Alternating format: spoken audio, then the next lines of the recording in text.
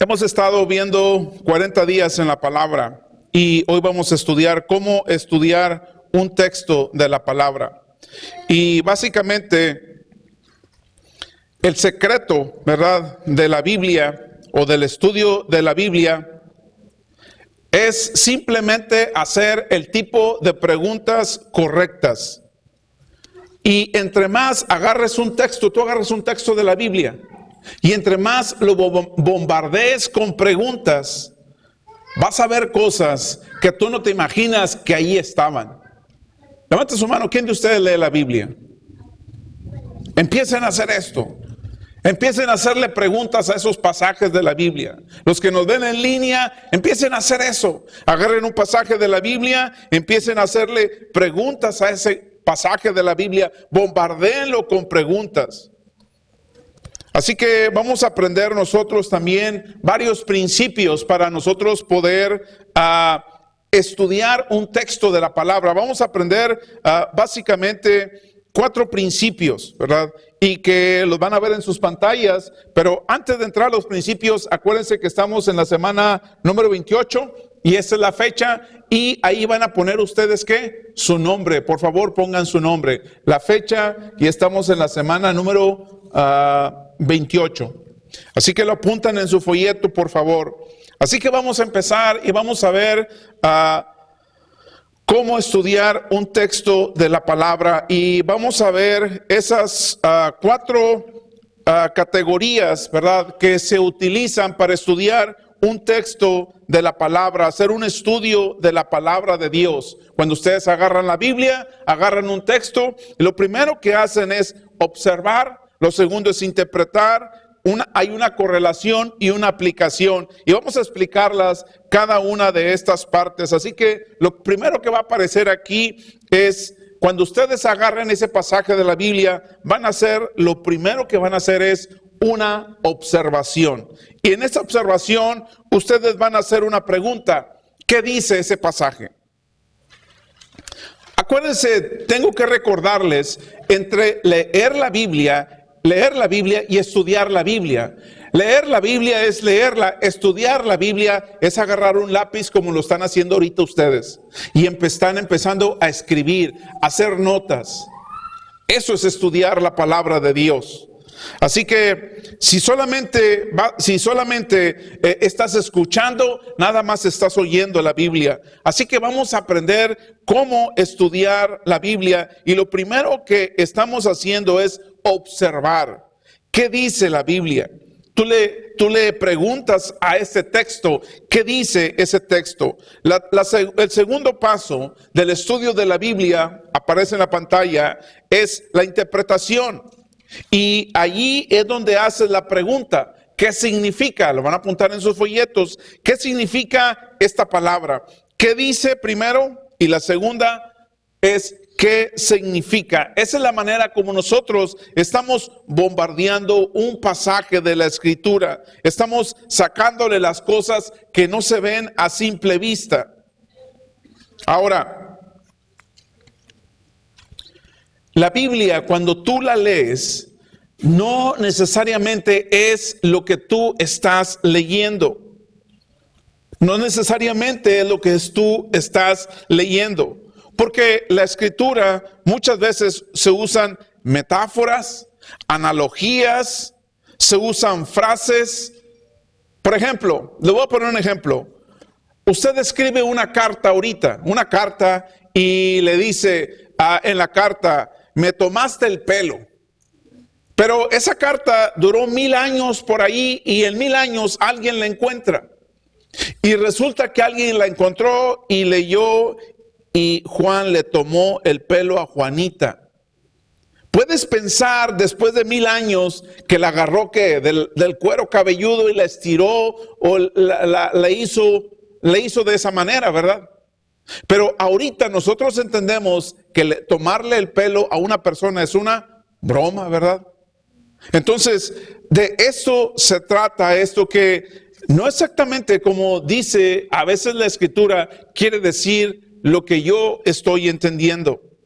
Así que tenemos que saber el significado, tenemos que observar el texto, tenemos que ver lo que rodea a ese texto, lo de arriba, los textos de arriba, los textos del medio, los textos de abajo.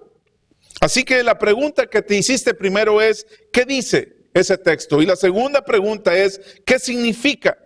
El tercer paso que tú vas a hacer para estudiar la Escritura, para bombardear a la Escritura, a ese pasaje con preguntas, es la correlación. Es la explicación con otros versículos. Así que por favor apúntenlo en su folleto. Estamos viendo la correlación. O sea que para explicar un pasaje que no entiendes, tienes que usar pasajes que sí son más fáciles de entender. Así que de esta manera, si tú no lo consigues, si tú no usas pasajes fáciles para entender los difíciles, tienes que tener cuidado porque puedes crear una secta. Puedes crear una religión con cosas medias curiosas. Así que puedes tener ideas extrañas cuando no utilizas pasajes claros para poder entender los que no se entienden fácilmente. Así que en la Biblia, la forma en que sabemos nosotros es cuando miramos la Biblia y vamos a enseñar algunas cosas, cómo ver la Escritura. La cuarta parte, para yo poder estudiar un pasaje de la Escritura, vamos a ver la cuarta regla o la cuarta forma es la aplicación. Es decir, ¿qué voy a hacer al respecto? Es lo que estamos apuntando aquí. ¿Qué voy a hacer yo al respecto? Lo primero que yo hice es, ¿qué dice? ¿Qué significa? ¿Qué otros versículos lo explican? ¿Y qué voy a hacer al respecto? Y no importa lo que usted vaya a estudiar en la Biblia, vas a tener que hacerte estas 4 preguntas. Vas a bombardear a este texto de la Biblia con esas 4 preguntas. ¿Qué es lo que dice? Escribes. ¿Qué significa? Lo escribes. Esa es la interpretación de la Escritura. Hay otros versículos que explican también esos pasajes. Y vamos a hablar al respecto.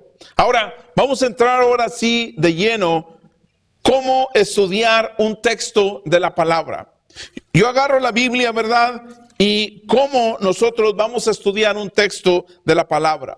Y uno de los pasajes que vamos a estudiar y que vamos a sacarle y lo vamos a bombardear con preguntas es el libro de Filipenses capítulo 2, versículo 19 al versículo 30. Así que todos por ahí tienen su folleto y le vamos a dar seguimiento. Acuérdense, vamos a usar este pasaje en la Escritura. Y déjeme darle un poquito de antecedentes respecto a este pasaje. Cuando el apóstol Pablo, quien escribió la mayor parte de los textos en el Nuevo Testamento, él estaba en una prisión en Roma. Y sin embargo, él desde Roma, ¿verdad?, escribe esta carta y se la va a enviar a los hermanos que están en Filipo.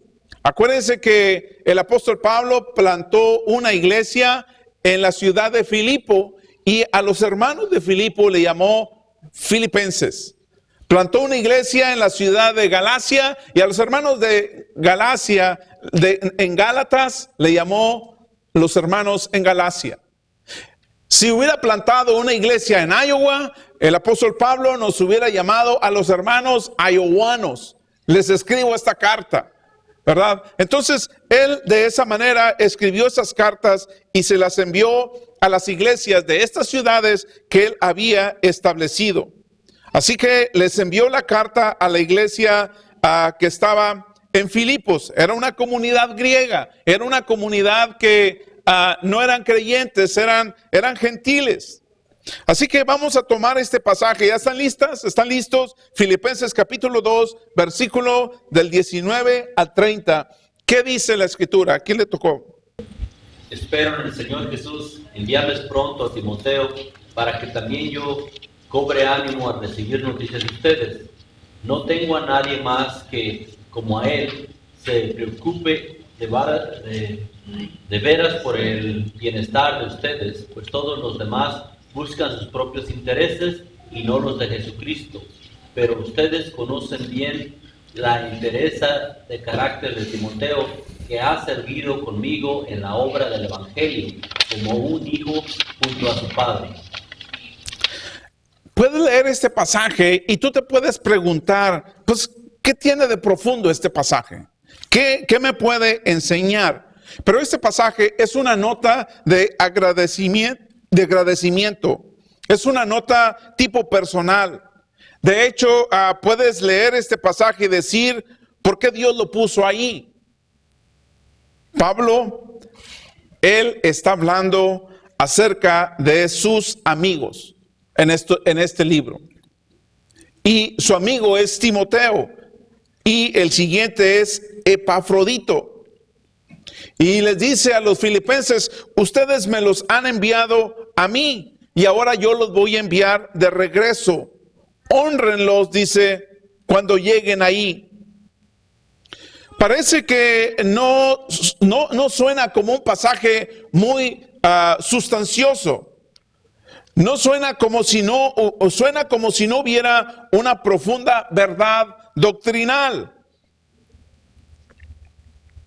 Suena como si no hubiera un cierto estímulo grande para mí. Así suena este pasaje. Así que este pasaje que vamos a ver en 2 de Timoteo, capítulo 3, en el versículo 16. ¿Qué dice la Escritura? 2 de Timoteo 3:16.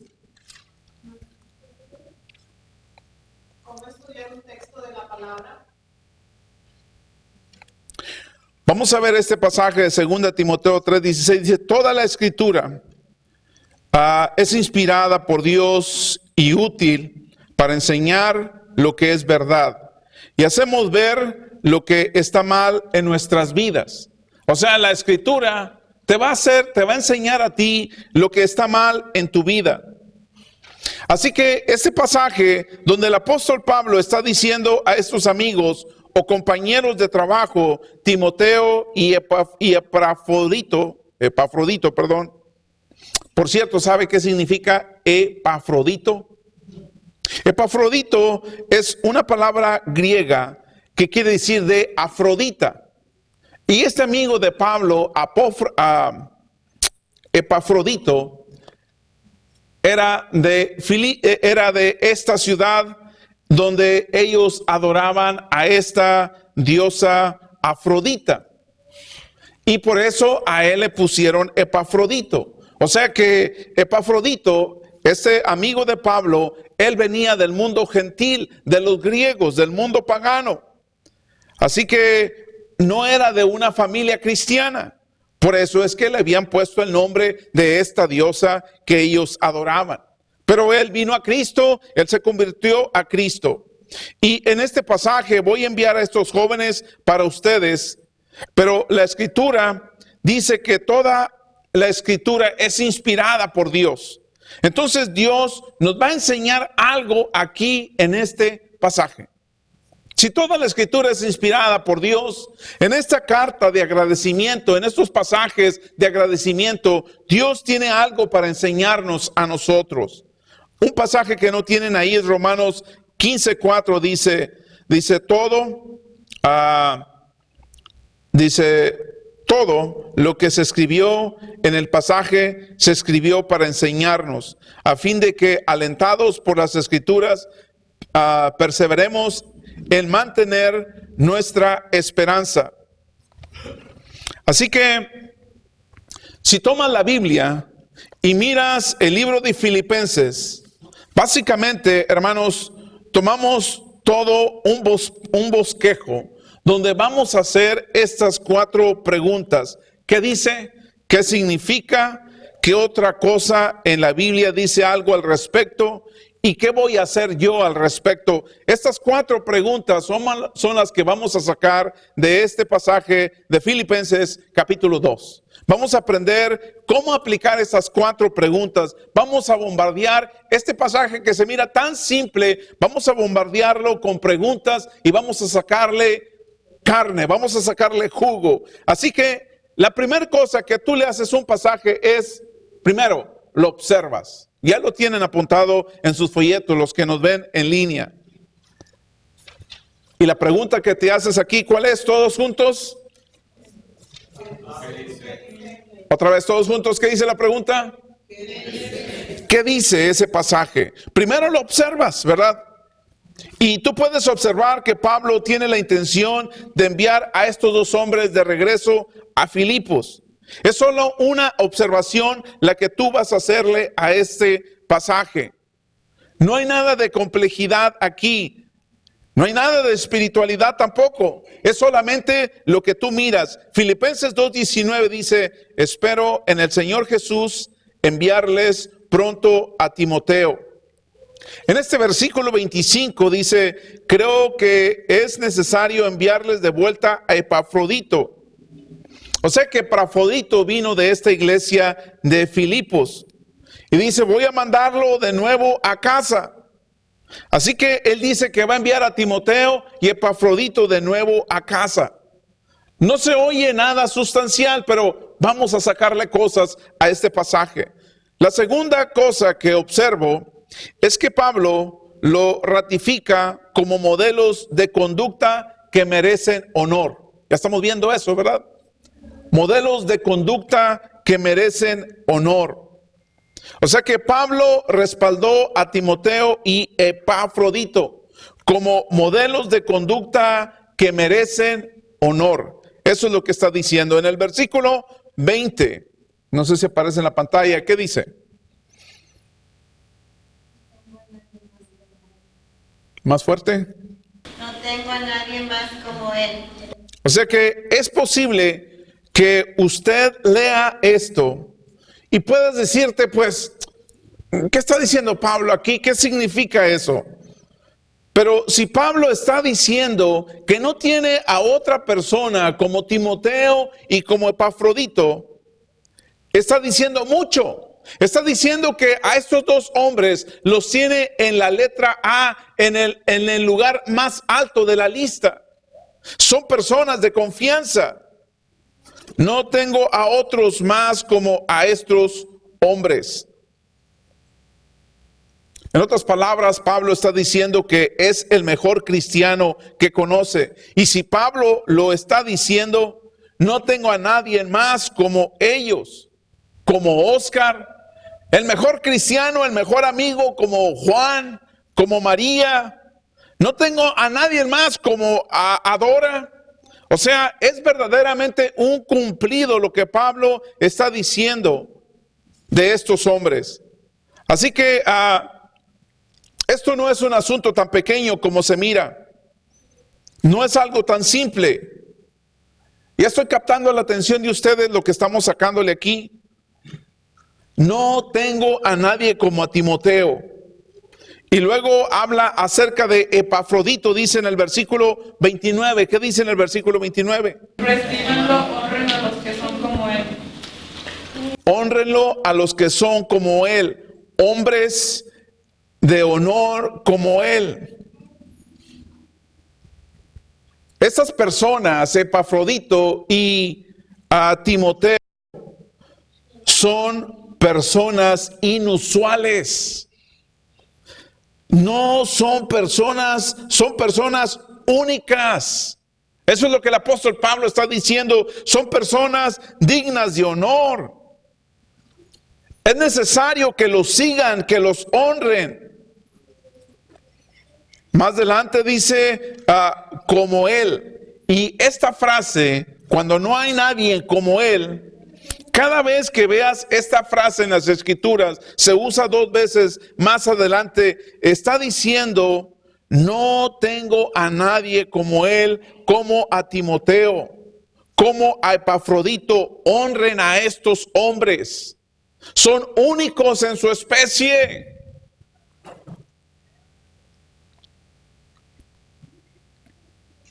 en la observación, vamos a ver qué significa ser como estos hombres. ¿Cómo son? Esa es la pregunta. Eso es lo que vamos a hacer en la observación. Todavía tenemos el pasaje de la Escritura, lo estamos observando. Vamos a ver cómo son. ¿Por qué son tan especiales? ¿Por qué son dignos de honor? ¿Por qué merecen ser alabados? ¿Y qué es lo que estos hombres realmente están haciendo en sus vidas que los están respaldando? Así que usted hágase esa pregunta. Y luego otra vez leemos ese pasaje una y otra vez y encuentro que el apóstol Pablo sacamos algo de esta observación que estamos haciendo. Vemos que el apóstol Pablo dijo 5 cosas de estos hombres. En el versículo 20, ¿qué dijo el apóstol Pablo? Pues a ninguno tengo del mismo ánimo y que tan sinceramente se interese por vosotros. Está hablando de Timoteo. ¿Qué dice en el versículo 22? Pero ya conocéis los méritos de él, que como hijo a padre ha servido conmigo en el evangelio. En el versículo 25, ¿qué dice de Epafrodito? Mas tuve por necesario enviaros a Epafrodito, mi hermano y colaborador y compañero de milicia, vuestro mensajero y ministrador de mis necesidades. Sigue hablando de Epafrodito en el versículo 26, ¿qué dice? Porque él tenía gran deseo de veros a todos vosotros y gravemente se angustió porque habíais oído que habías enfermado. Y en el versículo 27 al 30. Pues en verdad estuvo enfermo, a punto de morir, pero Dios tuvo misericordia de él, y no solamente de él, sino también de mí, para que yo no tuviese tristeza sobre tristeza. Así que le envío con mayor solicitud, para que al verle de nuevo os gocéis y yo esté con menos tristeza. Recibidle pues en el Señor con todo gozo y tened en estima a los que sean como él. Porque por la obra de Cristo estuvo próxima a la muerte, exponiendo su vida para suplir lo que faltaba en vuestro servicio por mí. O sea, ¿qué es lo que estamos viendo aquí? ¿Qué es lo que nosotros estamos leyendo en ese escrito del apóstol Pablo? ¿Verdad? Él los va a enviar de regreso a Filipos a estos 2 hombres y los respalda como modelos de seguir o a seguir. Y dice que estos hombres se deben de honrar. Estos hombres tienen 5 características en sus vidas y esa es la observación que estamos haciendo. Ahora vamos a ver la interpretación. Tú agarras un pasaje de la Escritura, vamos en la tercera, en la parte de la interpretación. ¿Qué significa? El punto aquí es que si algunos de ustedes o ustedes quieren ser la clase de persona que Dios bendice, si quieres ser una persona que Dios te use, si quieres ser una persona que tiene el poder de Dios en su vida, necesitamos estudiar este pasaje. ¿Por qué? Porque estos pasajes que estamos estudiando nos dicen 5 características que debe tener un hombre o una mujer de Dios. 5 características que debe de tener un hombre o una mujer de Dios. Y esto debe de tener mucho significado en nuestra vida. Vamos a echar un vistazo a estas 5 cosas en la observación y vamos a preguntarnos qué significa realmente. Vamos a entrar más en detalle, así que cuando tú agarras un texto, vamos a ver en la interpretación. En la interpretación de ese texto es donde se hacen las preguntas. ¿Qué significa? El versículo 21, ¿qué dice? No tengo a nadie más que, como él, se preocupe de veras por el bienestar de ustedes, pues todos los demás buscan sus propios intereses. O sea, el apóstol Pablo está diciendo que estos hombres son inusuales. Estos hombres son raros. Eso es diferente. No tengo a nadie como él. Él tiene un interés genuino Timoteo y Epafrodito tienen un interés genuino por su bienestar y que nadie más lo hace. Todos miran, dice, por sus propios intereses. Y una de las formas en las que interpretas la escritura es comparándola con otras traducciones. Por ejemplo, ¿saben? La Biblia, que fue escrita en hebreo y en griego, tiene alrededor de 11,000 palabras en hebreo y en griego. Pero cuando tú la lees en inglés, esta Biblia tiene alrededor de 8,000 palabras en inglés. ¿Qué pasó con las otras, el resto de las 3,000? Cuando el texto o la copia tiene 11,000 en hebreo o en griego y el texto en inglés tiene 8,000, ¿qué pasó con las otras 3,000? Quiere decir que algo está faltando en esa escritura. Por ejemplo, el griego es un idioma muy específico. Por ejemplo, cuando habla del amor, el griego tiene algo más técnico, es preciso. El griego habla del amor y habla que el amor es eros, filia, storge, 4 características que tiene el amor y los griegos lo vieron de una manera más técnica, más precisa. Cuando usted dice en inglés o en español, yo amo a mi papá, yo amo a mi iglesia, yo amo a mi esposa, usted ama a su esposa, usa la misma palabra. Los griegos no hicieron lo mismo. Fueron más técnicos, fueron más específicos. Eso fue lo que hicieron los griegos. Por ejemplo, la ciudad de Filadelfia. ¿Qué quiere decir esta palabra? Filos, Delfos, son 2 palabras griegas. La ciudad de la amistad. Eso es lo que quiere decir Filadelfia. El amor fraternal, ¿verdad? El amor en ese sentido. Así que vamos a ver la primera característica, rascándole estos pasajes, la primera característica de un hombre de Dios. Así que, hermanas que todavía no tienen un hombre y que están buscando o que le están pidiendo en charola de plata o de cobre o como sea, si lo están pidiendo, ¿qué es lo que tú tienes que poner si estás buscando un hombre de Dios? Bueno, hay 4 o 5 cosas que la mujer debe de poner atención, y mucha atención. Es muy importante. Yo sé que la hermana dice, si no me lo da Dios en charola de plata, tiene razón. Tienes que ponerle mucha atención. ¿Qué es un hombre de Dios? ¿Qué es una mujer de Dios? Así que lo primero que vamos a ver es qué es un hombre de Dios. La primera cosa que nosotros encontramos, un hombre de Dios es ¿qué?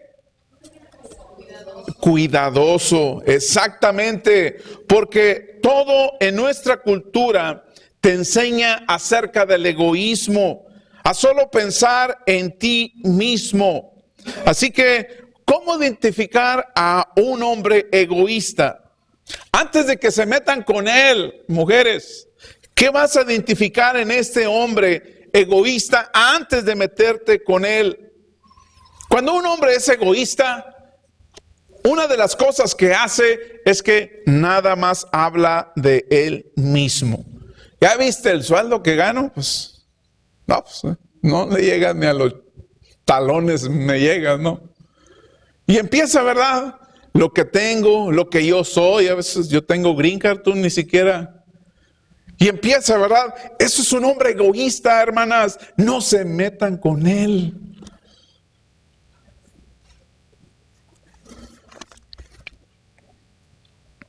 Un hombre egoísta, cuando estés enferma, cuando no puedas ir a trabajar porque te enfermaste, el hombre egoísta no te va a preguntar cuando te vea cómo seguiste. No es un hombre que sea un hombre cuidadoso. No se va a ocupar de usted. Ese es una persona que está más interesada solo en su propia agenda. A veces, hermanos, Hay hombres que solamente su opinión cuenta. La tuya no va a contar. Bueno, somos adultos. Algunos de estos hombres te han pedido una relación sexual. Y si no se la das, hacen su mueca de que están enojados, de que están molestos. Esa es un hombre egoísta que está pensando en él. ¿Saben? Si ese hombre hace eso y si no me lo das, hasta amenazada estás. Hermanas, ¿qué están haciendo ahí? No se metan ahí. Así que hay hombres que están obsesionados de su propia apariencia. ¿Cómo me veo?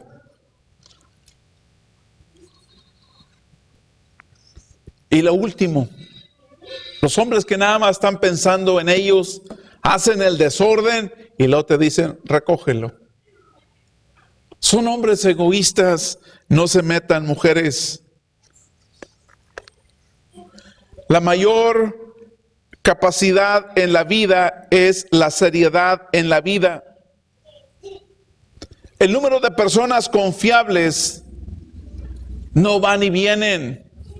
Hay hombres que cambian de mujer y de mujer y de mujer y como si nada pasara. Esas personas no son confiables. Hay personas que te prometen cosas y nunca te las cumplen. ¿Saben, varones?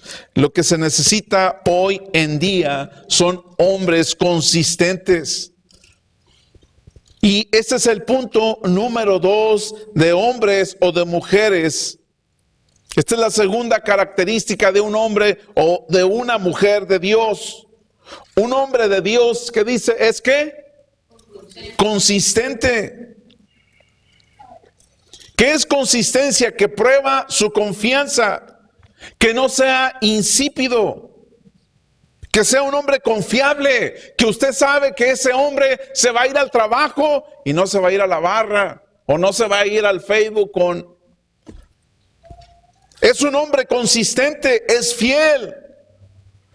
Es un hombre que mantiene su palabra, es un hombre de convicción, es un hombre de carácter.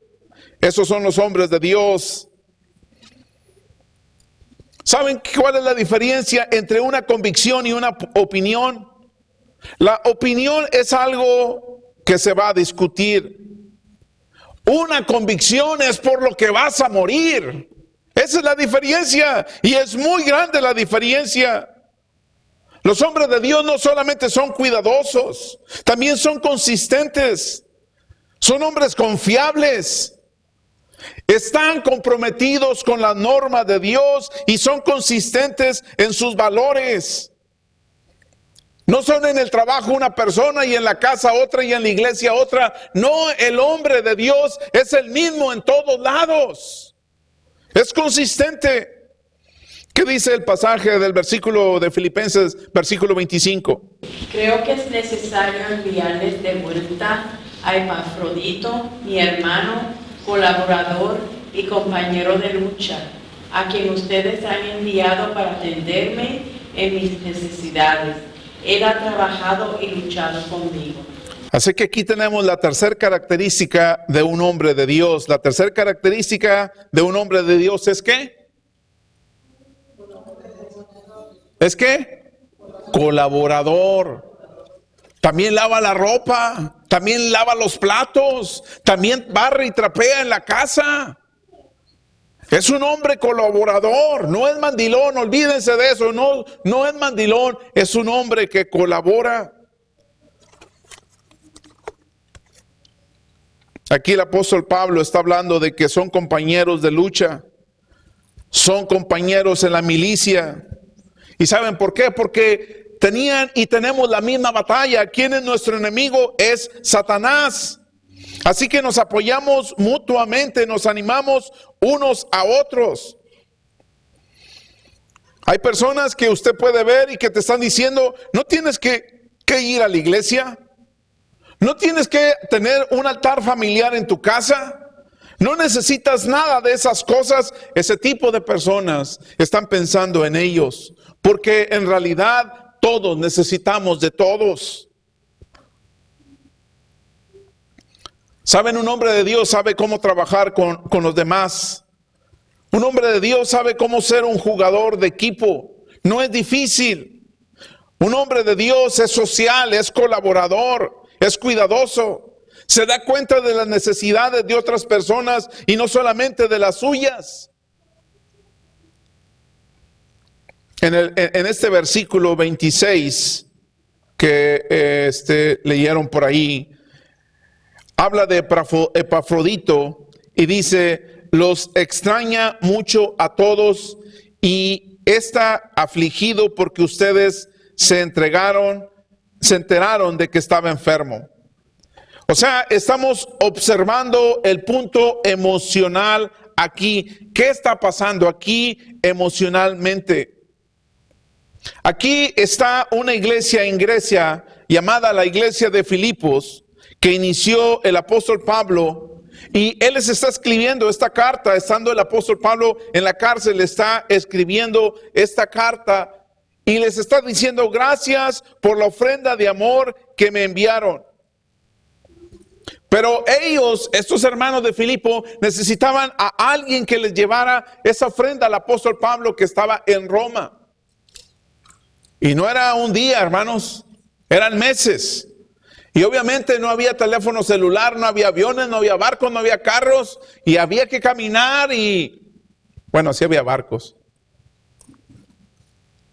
Y este hombre Epafrodito tuvo que confrontar muchas cosas hasta que llegó directamente a Roma. Así que vamos a ver la cuarta característica de un hombre de Dios: él es considerado. Hay personas que a lo mejor usted ha escuchado y dicen: yo digo lo que pienso. Por ahí dicen unas y dicen unos: yo no tengo pelos, ya saben, en la boca. Yo digo lo que pienso y punto. O sea que en realidad estas personas a veces las he escuchado que lo dicen hasta con orgullo. En realidad, hermanos, hay palabras que no debemos de decir. Hay cosas que es mejor quedarnos calladitos. Un niño saca todo lo que trae, es un niño. Pero un hombre, una mujer que son maduros, se detienen para hablar. Porque ofendemos, porque destruimos, porque contaminamos la vida emocional de otras personas. Tenemos que detenernos. El problema de los matrimonios es el egoísmo. Yo quiero lo que quiero, si tú no estás de acuerdo, pues cambiamos y cada quien por su lado. En Filipenses capítulo 2, versículo 27. En efecto, estuvo enfermo y al borde de la muerte. Estuvo a punto de morir por la obra de Cristo, arriesgando la vida para suplir el servicio que ustedes no podían prestarme. O sea que el apóstol Pablo está diciendo que los de Filipos no podían ir a ayudar al apóstol Pablo cuando estaba en la cárcel de Roma. Así que enviaron a Epafrodito, ¿verdad? Y en el camino, tratando Epafrodito de llegar a Roma desde Grecia, estuvo a punto de morir. Así que vamos a ver el quinto punto de un hombre de Dios. Un hombre de Dios es valiente. El miedo lo confronta. Eso es un hombre de Dios. Yo creo que hay personas que usted les ha hablado, le ha texteado, les ha hablado por teléfono, ni te lo regresan, ni te contestan la llamada. Un hombre o una mujer de Dios, ¿qué puedo hacer por usted? Bueno, así que estos hombres, ¿verdad?, que está hablando el apóstol Pablo, son hombres valientes que están arriesgando todo para poder llevar esta ofrenda a Pablo. Miren, este hombre Epafrodito era un hombre de negocios y su viaje se iba a tardar meses. Se juntó la iglesia y dijeron, vamos a enviarle una ofrenda al apóstol Pablo que está en Roma. Y dijo Epafrodito, yo voy. Tengo una compañía, pero yo me voy a ir. Viene la convención. Varios de ustedes pidieron sus vacaciones. ¿Qué están diciendo ustedes? ¿Qué están proyectando con esto ustedes? Que son valientes, que están confiando en Dios, que Dios es el que va a seguir proveyendo a su familia. Eso es exactamente lo que hizo Epafrodito. Cerró su negocio y dijo, me voy a llevar esta ofrenda. Es exactamente lo que hizo Timoteo. Dejó a su familia, dejó a todos por servir la causa de Cristo. Así que volviendo al texto original, vamos a ver la tercera cosa. Cuando tú agarras un pasaje de la Escritura, para antes de terminar, y miras la correlación es explicarlo con otros pasajes. Ese pasaje que estamos tomando de Filipenses. Así que la correlación es cuando preguntas en un estudio de la Biblia. Cuando agarras el pasaje y empiezas a preguntar, ¿hay algo más aquí que yo tenga que entender? ¿Hay algo más de que yo tenga que aprender de Timoteo y Epafrodito? Y saben, hay un libro de Primera y Segunda de Timoteo. Hay un libro de Primera y Segunda de Timoteo que tú puedes leer acerca de este hombre. También se menciona la vida de Epafrodito. Es mencionado como en 4 ocasiones. Así que estos pasajes de la Escritura que estamos tomando para hacer una correlación, necesitas una concordancia de la Biblia. O sea que en la concordancia te explica palabra por palabra. No es un diccionario, pero te conecta con más palabras. Timoteo, Epafrodito, y puedes encontrar más pasajes de la Biblia que hablan. Así que en la correlación tú necesitas una concordancia bíblica. La puedes bajar, no sé, de Amazon, de Google. Así que en el libro de Santiago, capítulo 1, versículo 22, ¿qué dice la Escritura? Santiago 1, 22. Dice, no se contenten solo con escuchar la palabra. Así que se engañan ustedes a sí mismos, llévenla a la práctica. En otras palabras, tenemos que hacer lo que dice la Biblia. Y por último, vamos a ver, cuando usted lea un pasaje de la Biblia, mire la aplicación. ¿Qué voy a hacer al respecto? ¿Qué vas a hacer al respecto? Parte de un hombre o una mujer de Dios estás fallando. ¿Hay algún pecado que necesites confesar a Dios?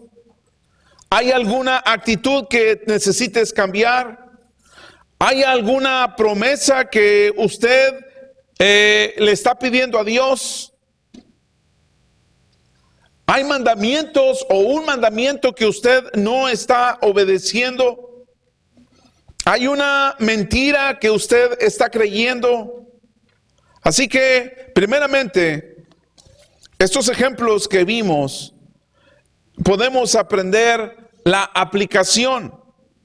En primer lugar, dijo el apóstol Pablo, honren a los que son como él.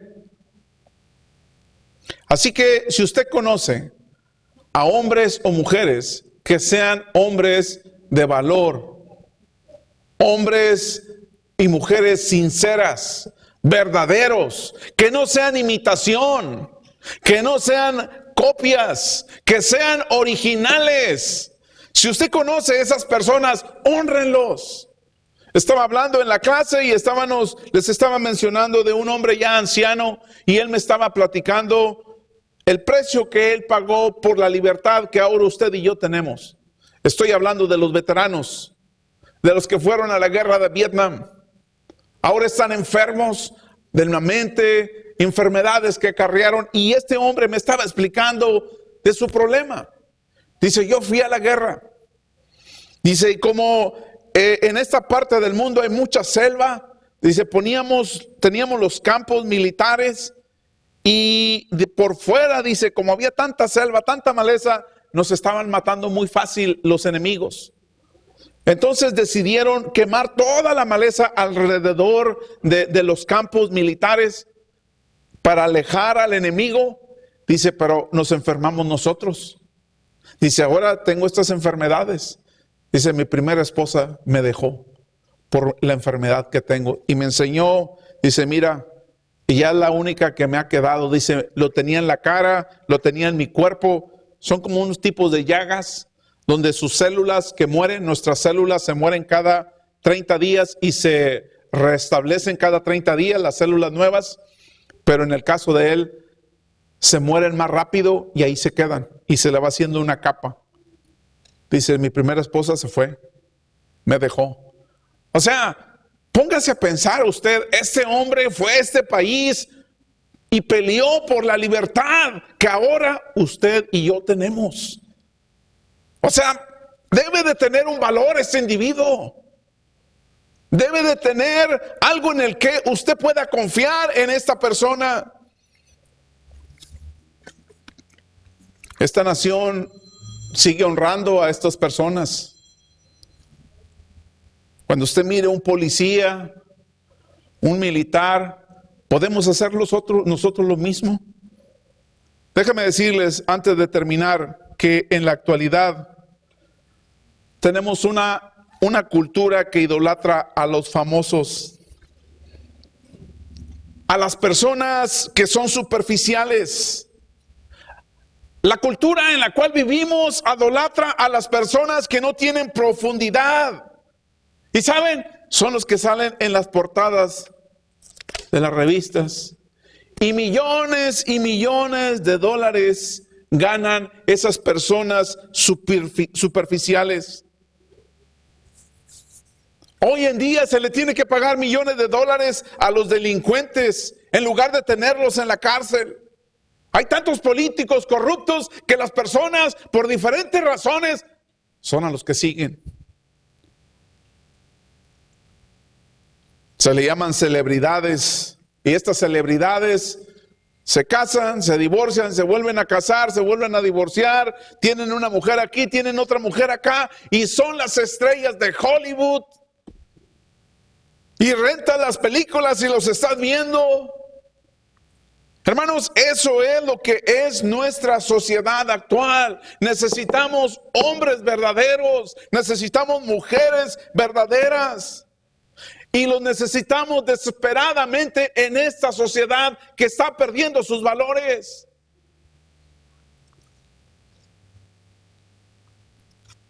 Así que lo que necesitamos desesperadamente son mujeres de Dios. Son hombres de Dios. Hombres consistentes, mujeres consistentes, hombres y mujeres colaboradoras, hombres y mujeres consideradas y valientes. Eso es lo que necesita este mundo de hoy. ¿Saben por qué los comunistas quisieron destruir este libro? Porque este libro sí cambia la vida de las personas. Este libro sí transforma las vidas de las personas. El comunismo no lo pudo hacer. Y ahí están todavía tratando los socialistas de entrar a este país. El socialismo no va a cambiar el corazón de ni las mentes de las personas. Este libro sí lo tiene. Así que es una decisión en la vida. Agarre la escritura, empiézala no solamente a leer, sino a escudriñarla. Use estas 4 palabras. Anote, no solamente lea, haga notas en su computadora, agarre un libro y un cuaderno y escriba las preguntas que usted le quiera hacer a este pasaje. Vas a encontrar cosas que no te imaginabas. Puestos de pie, vamos a hacer una oración. Y si en esta oración hay alguien que quiere entregar su vida a Jesús, puede venir al frente. Si hay alguien que no ha entregado su vida a Cristo, quiere entregar su vida a Cristo ahora, incline su rostro y oremos.